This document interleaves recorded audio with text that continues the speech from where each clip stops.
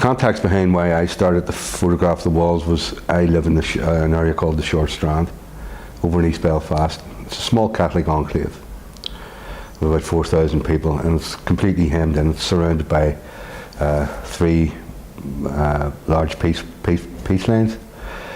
So, I mean, I've lived there all my life, 52 years I've been there, but it was in 1983 that when the walls started to evolve, especially along Bryson Street. My old street, I was born in the Bryson Street in 1866.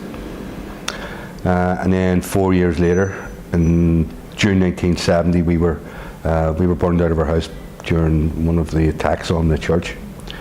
So we were forced out of our home in 1970 when I was 4-year-old. After those troubles in 1970, that whole street was abandoned, basically. So the abandoned houses acted as a buffer zone. And when the redevelopment phase started in the late 70s, early 80s, those houses had to be demolished. And of course they were replaced not with other houses but with a peace line. So in 1983, I was basically looking for another project to do, and then it dawned on me that the peace walls affect my life on a daily basis. Peace lines are a legacy of what happened here. I think for definite walls don't work as a means. They're detrimental to community relations, there's no doubt about that. Of course, when the troubles broke out, everybody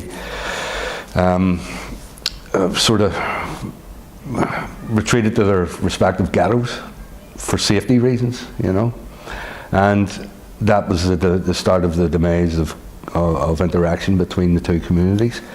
It's always, as I say, a very personal thing. I just use photography to try and work out to find meaning about what's happening out that window.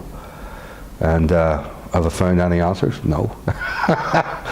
Then again, it's a process. Taking a photograph is basically, at the very basic level, is starting a conversation with someone. I think Ernst Haas, one of my big influences on me, so it's like a poem. A photograph should be like a poem. If you read it, if you want to read it, if it means something, or there's a connection there, then you go back and read the poem twice.